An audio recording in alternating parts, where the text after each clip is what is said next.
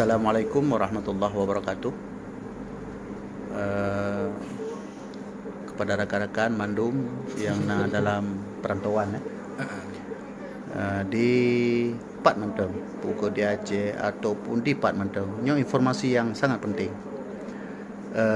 bahawa yang perlu kamu informasikan,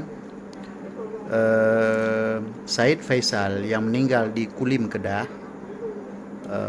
sebagai informasi yang jelas bahawa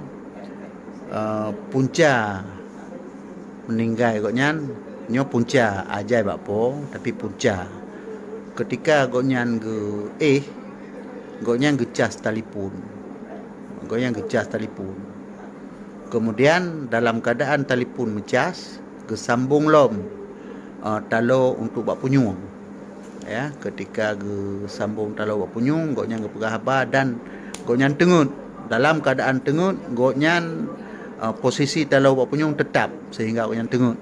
Jadi ketika nyanlah sampai orang bengah watai dikalan lerakan ipugo no ya kerja lamidung dan lambabah itibit darah. Jadi ketika pengesahan di hospital, maka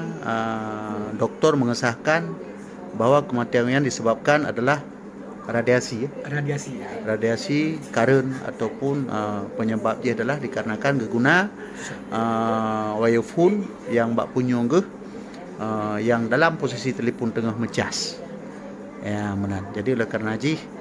nyo yang penting datang kepada kita yang Mandung bejek ke pengalaman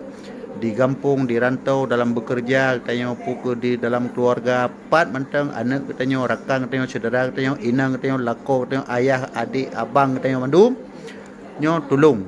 co itibar yang paling raya. Karena ketika telajak, ketika katanya hana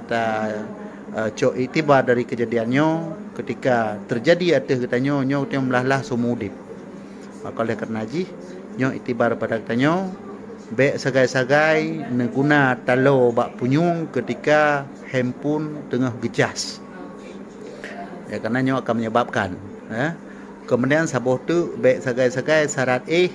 ne pudu telefon atas punyung sambil ne sehingga drone tengut hana te, kerana nyo adalah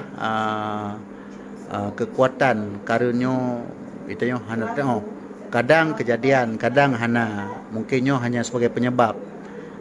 umum bakpo, namun nyo yang terjadi